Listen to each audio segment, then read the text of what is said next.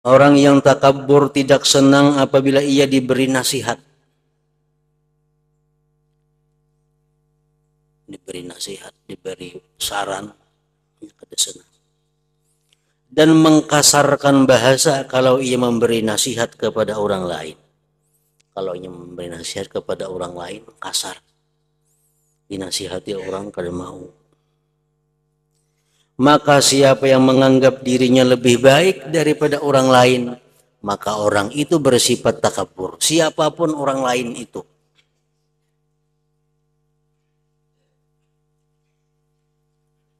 Siapakah orang lain tuh? Bila kita anggap diri kita lebih baik pada inya, berarti kita sudah termasuk takabur.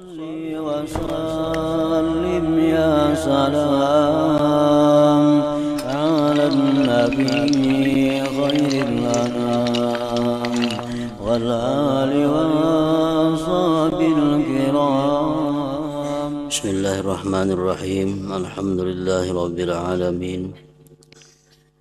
Wassalatu wassalamu ala asyrafil anbiya'i wal mursalin Sayyidina Maulana Muhammadin wa ala alihi wa sahbihi ajma'in. Qala al-musannifu rahimahullah wa nafa'ana bi'ulumihi fid dharain amin.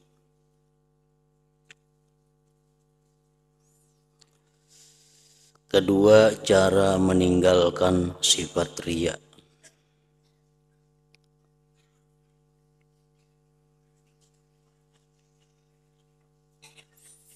Adapun riya, maka itulah yang dinamakan syirik khafi.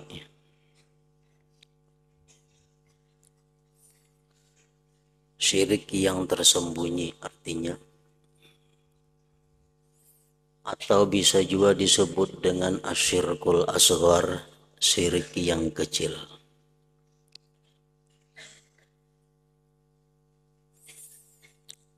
Syirik khafi satu di antara dua bahagian syirik. Syirik besar, syirik jali, syirik yang nampak, itu orang yang menyembah selain Allah. Zahiran wa batina, zahir dan batin. Zahir dan batinnya itu menyembah selain Allah, itu ngarannya adalah syirik yang besar, syirik yang nampak.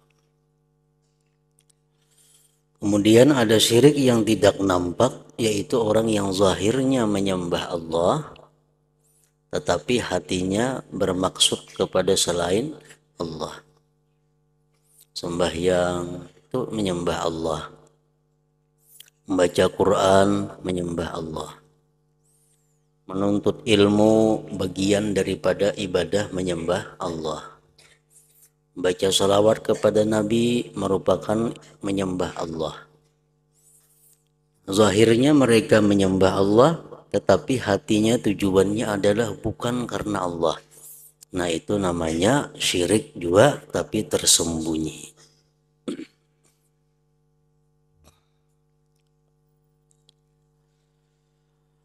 Dan yang dimaksudkan dengan riya, apa artinya riya itu?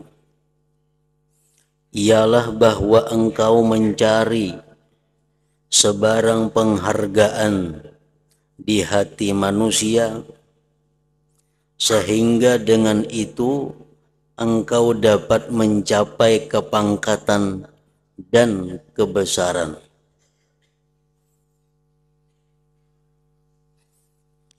Mencari penghargaan manusia, mencari pujian manusia, mencari kepangkatan di hati manusia melalui bentuk ibadah, melalui ibadah kepada Allah.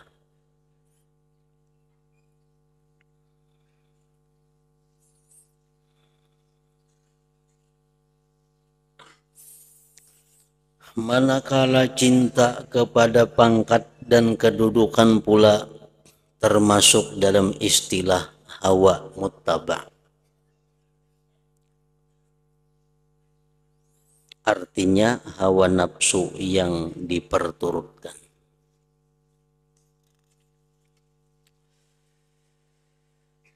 Dengan penyakit riya ini ramai orang yang menjadi binasa. Banyak orang yang menjadi binasa. Baik disadarinya itu riya atau kada disadarinya itu riya. Maka tidak ada yang membinasakan manusia kecuali hanya manusia. Seandainya manusia mau memikirkan hakikat perbuatan mereka, tentu mereka tahu bahwa kebanyakan ilmu yang mereka tuntut, apakah lagi adat yang mereka laksanakan, tidak lain adalah berpuncak dari dorongan untuk menunjuk-nunjuk kepada orang lain.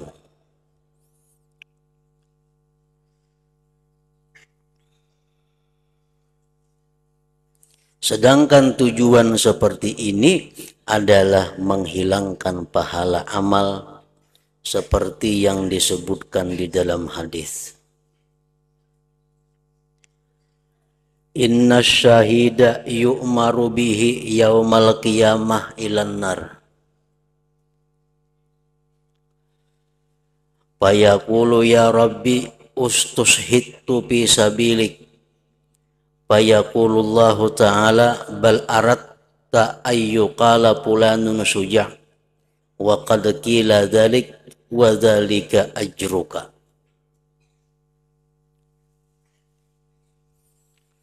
Artinya sesungguhnya ada orang yang mati syahid dalam perang sabilillah,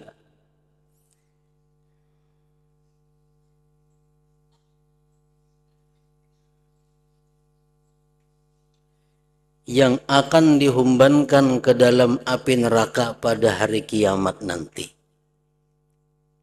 Orang yang berjuang sabilillah mati dibunuh orang kafir dalam peperangan, disuruh masuk ke dalam neraka. Lalu ia merasa heran dan mengadukan halnya kepada Allah sambil berkata, wahai Tuhanku, bukankah aku telah mati syahid dalam membela agamamu? Kenapa disuruh ke neraka? Maka matinya mati syahid. Allah menjawab, tidak. Sebenarnya engkau sanggup mati syahid supaya engkau dikatakan seorang yang berani. Ikam berperang itu bukan karena aku ya Tuhan, tapi ikam berperang itu tujuannya supaya engkau dikatakan orang sebagai orang yang jagau, orang yang berani, sebagai pahlawan. Dan telah pun dikatakan orang demikian kepadamu. Dan ikam sudah dipadahkan orang, ikam jagau, ikam berani, ikam pahlawan. Maka itulah ganjaranmu, itulah hanya balasan. Begitulah pula halnya dikatakan kepada orang yang alim.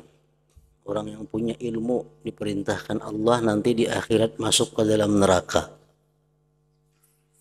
Maka dia protes, ya Allah, kenapa aku masuk neraka sedangkan aku menuntut ilmu? Jadi Tuhan, ikam menuntut ilmu itu bukan karena aku. Ikam menuntut ilmu itu supaya dikatakan orang bahwa engkau penuntut ilmu. Dan itu sudah engkau dapatkan dalam dunia. Orang sudah mengatakan engkau adalah penuntut ilmu, maka itulah balasannya. Haji dan qari yang riya pada amalan mereka. Orang naik haji, sudah haji, maka Allah menyatakan al-hajjul mabrur laisa lahu jaza illal jannah. Orang yang hajinya mabrur tidak ada balasan kecuali surga. Nah, ini sudah haji dan sudah merasa mengerjakan haji dengan benar, tahu-tahu di akhirat disuruh masuk ke dalam neraka. Dia memprotes, ya Allah, kenapa aku masuk neraka sedangkan aku sudah haji?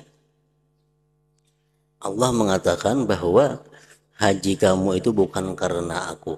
Engkau naik haji itu semata-mata agar dikatakan orang engkau adalah haji, dan itu sudah engkau dapatkan di dalam dunia, maka itulah balasannya.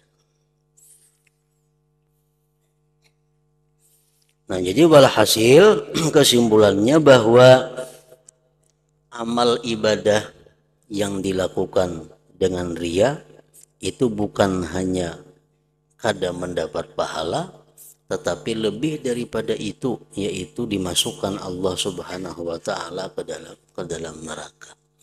Nah, hanya kada berpahala aja kurang lebih. Ini bukan hanya kada berpahala tapi mendapat siksa.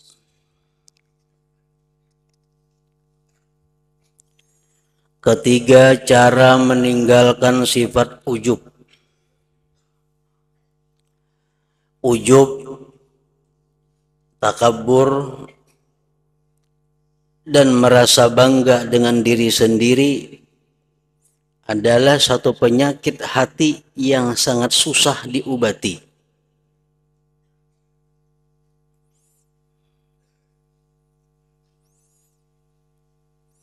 Apalagi orang yang mempunyai salah satu di antara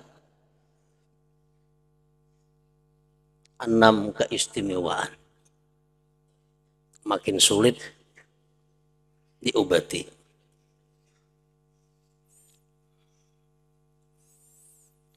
Ujub, takabur, dan merasa bangga dengan diri sendiri adalah satu penyakit hati yang sangat susah diobati. Apalagi ini mempunyai ada salah satu di antara 6 sifat yang bisa dijadikan modal untuk kebanggaan dirinya. Seperti mempunyai ilmu, mempunyai harta, mempunyai kekuatan, mempunyai keelokan, mempunyai keturunan yang baik, mempunyai banyak pengikut. Nah, itu satu sifat-sifat yang mudah membawa seseorang kepada kesombongan dan membanggakan diri.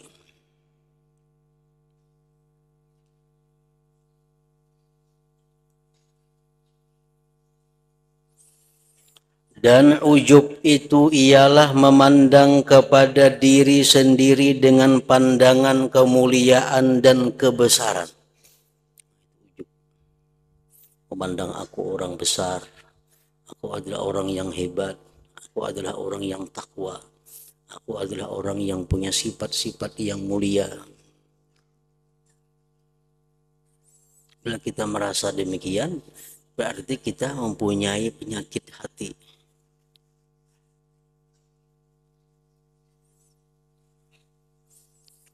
Dan memandang terhadap orang lain dengan pandangan penghinaan.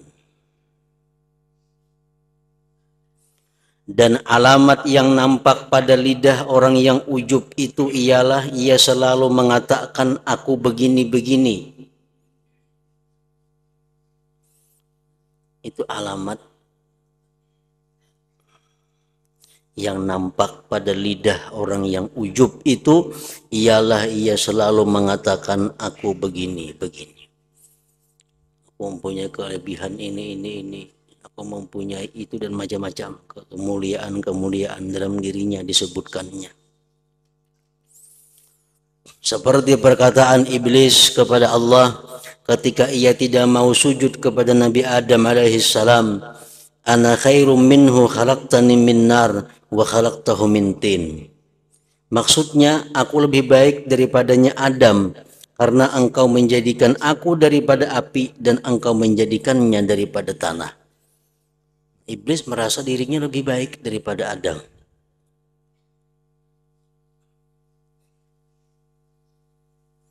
Itu menunjukkan iblis mempunyai sifat yang namanya ujub. Dan alamat yang nampak bagi orang yang ujub itu di dalam majelis orang ramai, ialah ia selalu suka mengangkatkan dirinya.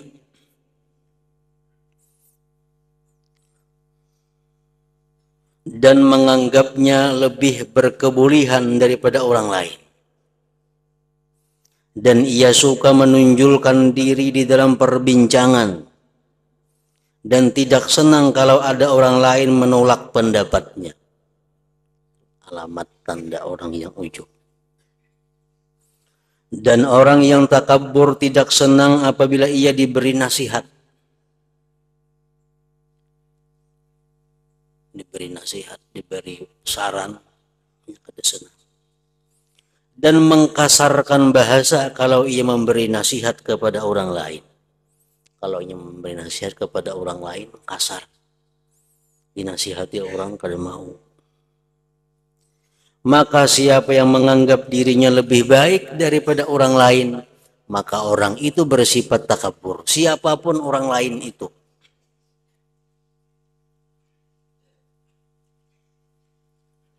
Siapakah orang lain tuh? Bila kita anggap diri kita lebih baik pada inya, berarti kita sudah termasuk takabur.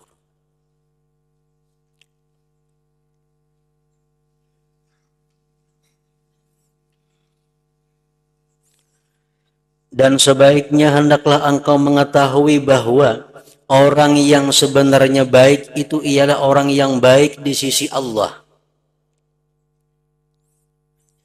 Orang yang baik itu hakikatnya orang yang baik di sisi Allah. Kalau kita merasa diri kita lebih baik daripada orang lain, berarti kita merasa diri kita lebih baik daripada orang lain di sisi Allah. Dan masalah ini tiada siapa yang mengetahui. Siapa yang tahu? Siapa yang mendahkan diri kita lebih baik daripada inya di sisi Allah? Siapa yang memberitahu kita? Karena ia bertakluk kepada khatimah akhir umur seseorang. Buruk baiknya seseorang di sisi Allah itu tergantung akhir umurnya.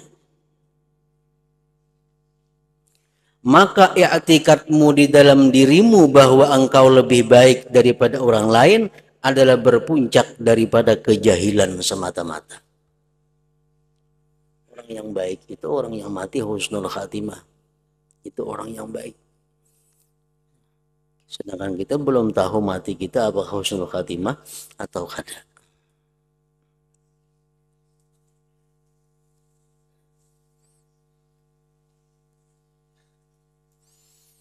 Sepatutnya janganlah engkau melihat kepada seseorang, siapapun orang itu, kecuali engkau melihat bahwa ia adalah lebih baik di sisi Allah daripada engkau.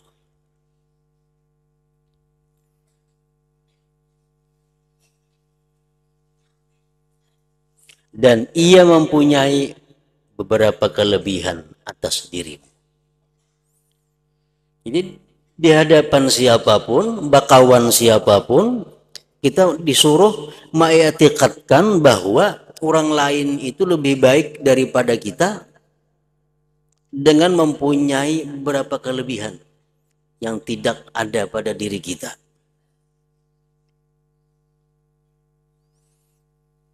Nah, ini mencontohkan caranya kayak apa supaya kawa mengiktikadkan dalam hati bahwa orang lain lebih baik daripada kita. Maka jikalau engkau melihat orang yang lebih muda daripadamu, melihat ada orang yang lebih anum daripada kita, maka hendaklah engkau berkata di dalam hati, budak-budak ini, anak-anak ini artinya belum pernah lagi membuat maksiat kepada Allah. Kekanakan ini lebih baik daripada aku. Kenapa? Karena ini belum pernah berbuat maksiat kepada Allah. Sedangkan aku tua, aku sudah banyak berbuat maksiat.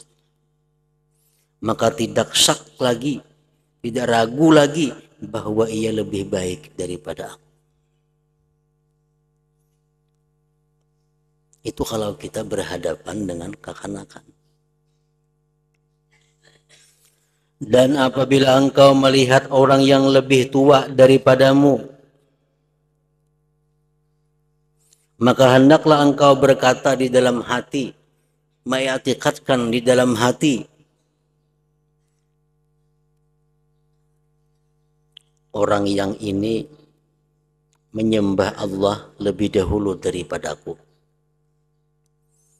Kalau kita berhadapan dengan orang tua, kalau kita mengiktikadkan di hati kita, si jin ini terdahulu menyembah Allah pada aku. Si jin sembahyang sudah bisa, aku ada di dalam dunia lagi. Si jin sudah bisa sembahyang, si jin sudah bisa mengaji, aku masih belum lahir lagi. Orang ini menyembah Allah lebih dahulu daripada aku, maka tidak syak lagi bahwa ia lebih baik daripada aku.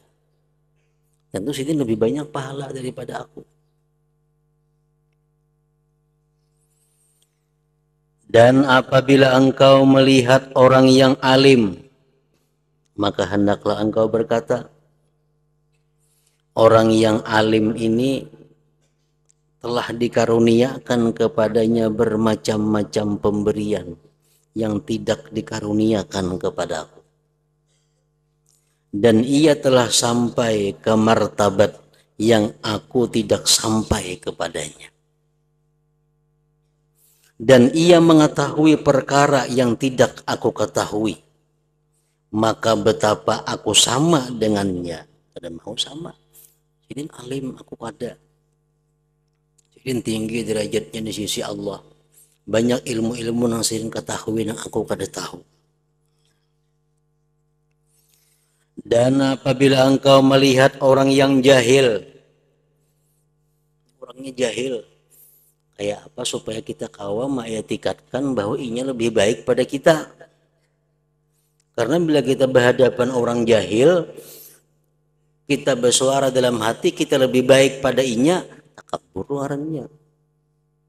Orangnya jahil, mengaji kada, apa kada, gawiannya menganggur, jahil. Nah, supaya kawa kita bahwa inya lebih baik pada kita. Dan apabila engkau melihat orang yang jahil, maka hendaklah engkau berkata di dalam hati, orang yang jahil ini berbuat maksiat akan Allah dengan kejahilannya. Tetapi aku mengerjakan maksiat beserta dengan ilmuku. Orang jahil ini maksiatnya karena jahil. Mun aku maksiat rancak pada aku tahu hukumnya itu kada boleh. Rancak lagi sudah kalang kulanggar nang kada boleh itu. Amunnya jahil. Nah, maka Allah boleh berhujjah ke atas diriku. Allah kena meniwas aku. Maka ikam tahu gitu, kenapa ikam perbuat nangka itu. Dan aku belum tahu lagi bagaimana aku akan mengakhiri kehidupanku. Nah, di situ kita kawa mengiktikadkan dalam hati kita bahwa si jahil lebih baik pada kita. Karena orang jahil melanggar hukum Allah karenanya jahil. Sedangkan kita melanggar hukum Allah karena kita tahu. Maka tiwasan Allah kayaknya lebih berat kepada diri kita daripada inya yang jahil itu.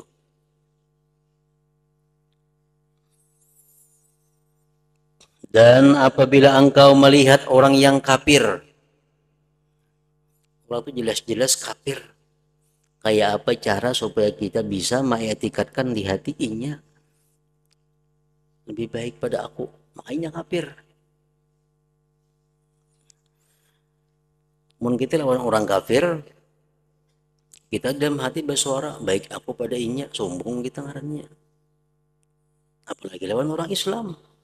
Lawan orang kafir saja kita beranggapan bahwa kita lebih baik pada inya, sudah sombong. Kenapa sebabnya kayak itu? Nah, dan apabila engkau melihat orang yang kafir, maka hendaklah engkau berkata di dalam hati kita,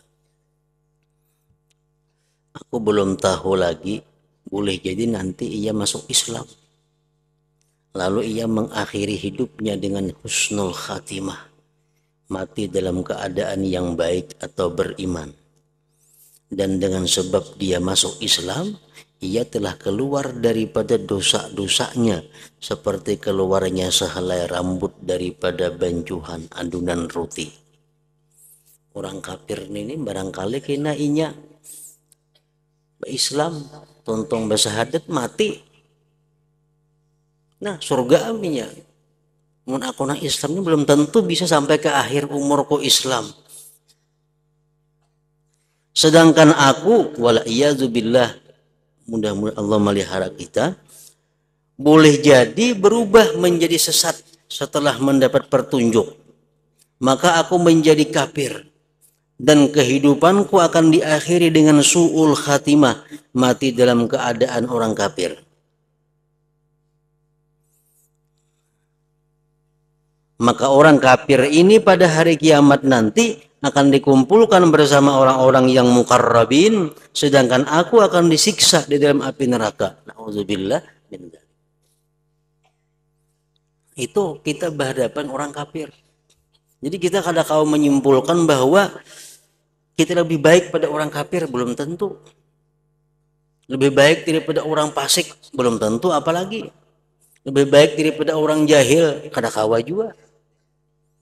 Nah makanya siapa-siapa yang meyakini di dalam hatinya bahwa dia lebih baik daripada orang lain, maka orang itu ngarannya takabur sungguh. Dan itu adalah dosa yang besar. Karena baik buruknya seseorang itu dinilai, dipandang di waktu dia mengakhiri hidupnya di dalam dunia ini. Orang kafir yang selama ini membenci Islam, menghancurkan Islam, siapa tahu barangkali mengucap 2 kalimat syahadatnya mati, dosanya habis, di akhirat dia bersama orang-orang mukarrabin.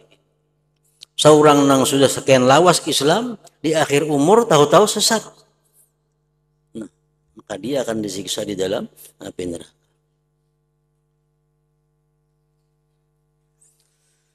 Maka sifat takabur tidak akan keluar daripada hatimu kecuali bila engkau mengetahui bahwasanya orang yang sebenarnya mulia itu ialah orang yang mulia di sisi Allah.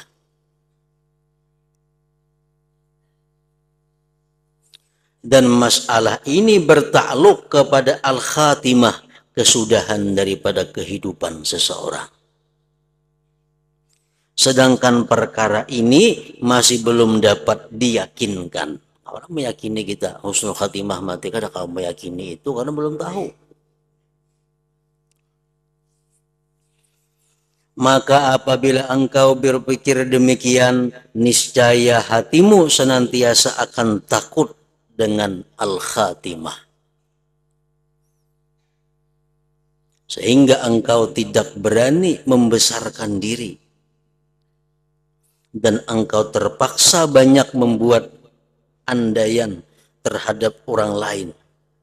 Walaupun sekarang ini engkau yakin dan beriman kepada Allah, namun keadaan ini tidak menghalangi kemungkinannya berlakunya perubahan-perubahan pada pendirianmu pada satu masa yang akan datang.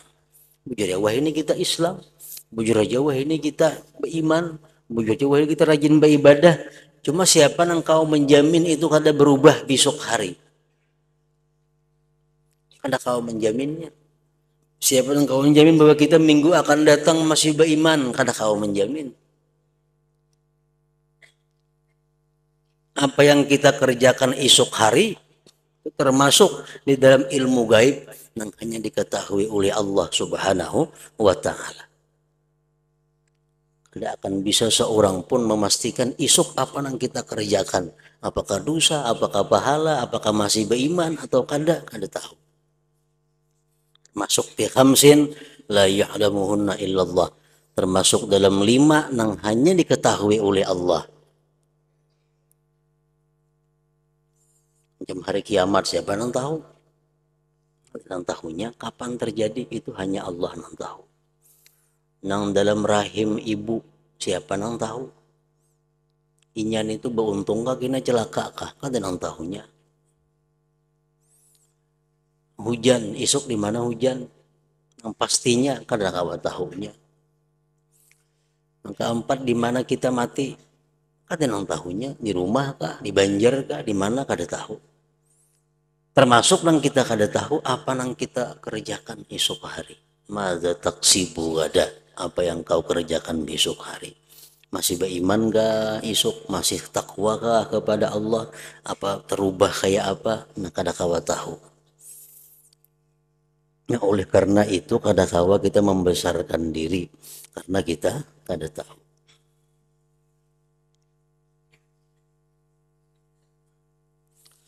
Karena Allah berkuasa merubah-rubah hati manusia. Allah berkuasa merubah-rubah hati manusia. Dan ia dapat memberi hidayah kepada siapa saja yang ia kehendaki.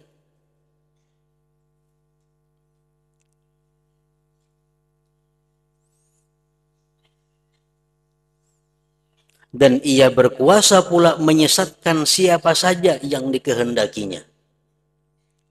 Khalid bin Walid, seorang musyrik yang bukan main bencinya kepada Islam, yang selalu berperang memusuhi Nabi.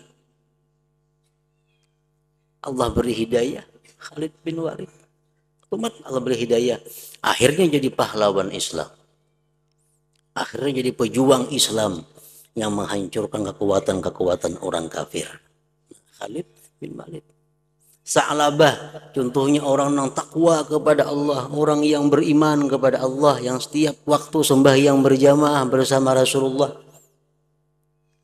Allah hendak menyesatkan, akhirnya jadi orang yang murtad, yang keluar daripada agama Islam. Itu kuasa Allah.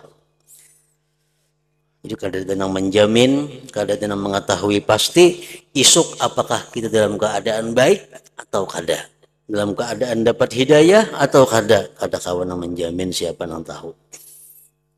Karena Allah berkuasa merubah-rubah hati manusia dan ia dapat memberi hidayah kepada siapa saja yang ia kehendaki. Dan ia berkuasa pula menyesatkan siapa saja yang dikehendakinya. Anak Nabi Nuh siapa? Kan'an. Tuhuk Nabi Nuh membujuki supaya Kan'an masuk Islam. Berbagai macam cara Nabi Nuh dibujuki, dipaksa, digaratak, tetap Kan'an kada berislam. Padahal anak Nabi Nuh.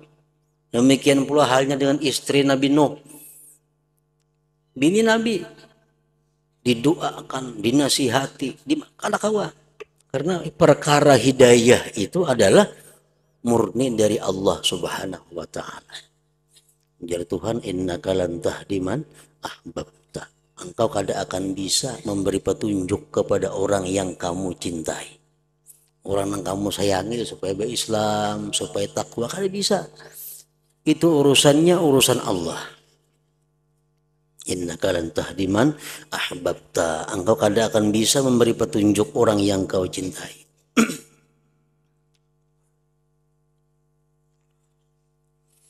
Adalah sangat banyak hadis-hadis yang berkenaan dengan celaan terhadap sifat hasad, dengki, takabur, riya, dan ujub. Tetapi rasanya cukup bagimu sebuah hadis yang telah menghimpunkan segala maksud yang berkenaan dengan sifat-sifat tersebut.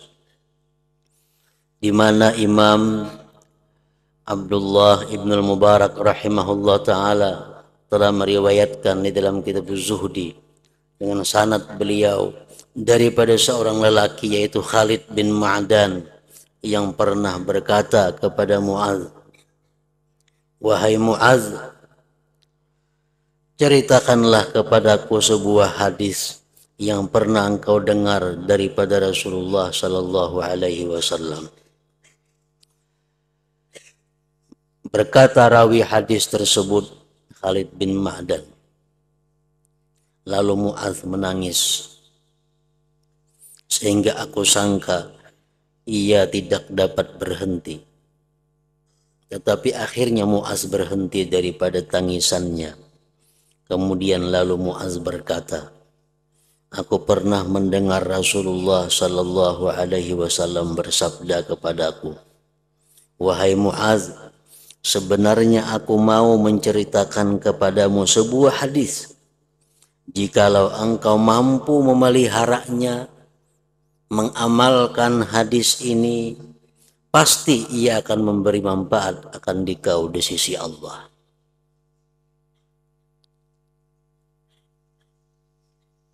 Tetapi jika engkau mensia-siakannya, tidak memeliharanya, kadang mengamalkan dengan hadis ini, maka akan terputuslah hujahmu di hadapan Tuhan pada hari kiamat nanti. Ini hadisnya sangat panjang. Di situ dulu, wahai Mu'adz, ujar Nabi.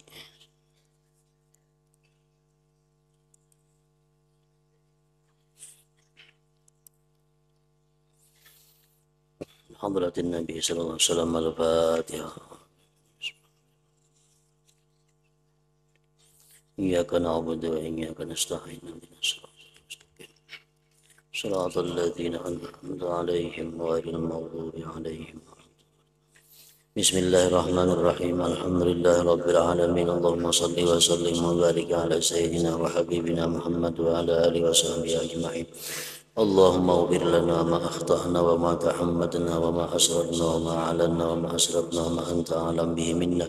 أنت المقدم وأنت المؤخر، لا إله إلا أنت. اللهم انفعنا بما علمتنا وعلمنا ما ينفعنا وزدنا فهما وعلما وعملا وهدى وتوفيقا برحمتك يا أرحم الراحمين. وصلى الله على سيدنا وحبيبنا محمد وعلى آله وصحبه وسلم. الحمد لله رب العالمين.